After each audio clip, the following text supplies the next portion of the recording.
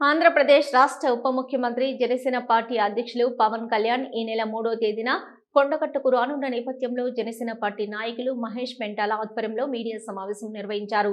ఈ సమావేశంలో ఆయన మాట్లాడుతూ కొండగట్టులో భక్తుల సౌకర్యార్థం 35.19 కోట్ల వ్యయంతో 96 గదుల వసతి గృహం మరియు 2000 మంది దీక్ష విరమణ చేసుకునే మండపం నిర్మాణానికి టీటీడీ మరియు AP deputy CM Pawan Kalyan నిధులు మంజూరయ్యేలా చొరవ తీసుకున్నారని తెలిపారు. ఈ అభివృద్ధి పనులకు సంబంధించిన శంకుస్థాపన కార్యక్రమానికి పవన్ కళ్యాణ్ ఈ నెల 3వ తేదీన హాజరవుతున్నారని వెల్లడించారు.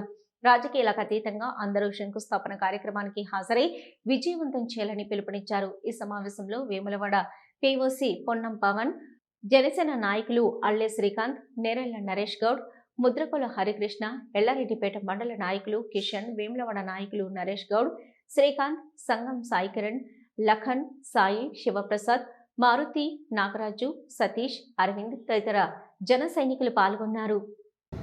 రాజన్న సిరిసిల్ల ప్రాంత ప్రజలందరికీ నమస్కారం. ముందుగా అందరికీ ఆంగ్ల నూతన సంవత్సర శుభాకాంక్షలు.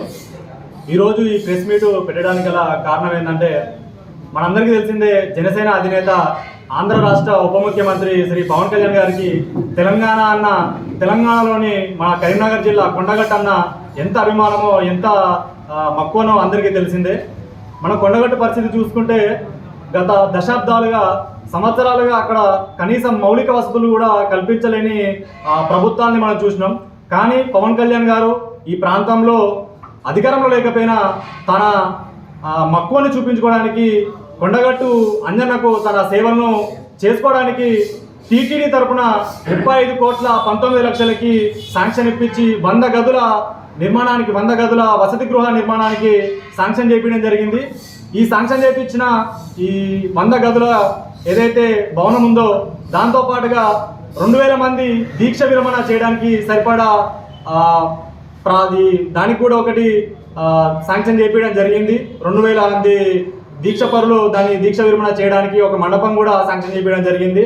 వీటన్నిటికీ శంకుస్థాపన చేయడానికి తానే స్వయంగా ఈ నెల 3వ తారీఖు అంటే శనివారం రోజు రావడం జరుగుతుంది.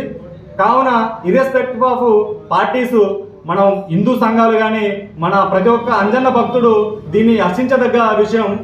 ఈ కార్యక్రమాన్ని మనం పార్టీలకు అతీతంగా హిందూ సంఘాలుగా ప్రతి ఒక్క హైందవ సాంప్రదాయాన్ని పాటించే ప్రతి ఒక్కరూ విజయవంతం చేయవలసిందిగా జనసేన పార్టీ తరఫున ఈరోజు ప్రతి ఒక్కరిని వేడుకుంటున్నాము. అదేవిధంగా ఈ కార్యక్రమంలో హైందవ సంఘాలు, హిందూ సంఘాలు పార్టీలకు అతీతంగా పాల్గొనవలసిందిగా కోరుకుంటూ ముగించుకుంటున్నాము. జై జనసేన, జై జనసేన, జై జనసేన.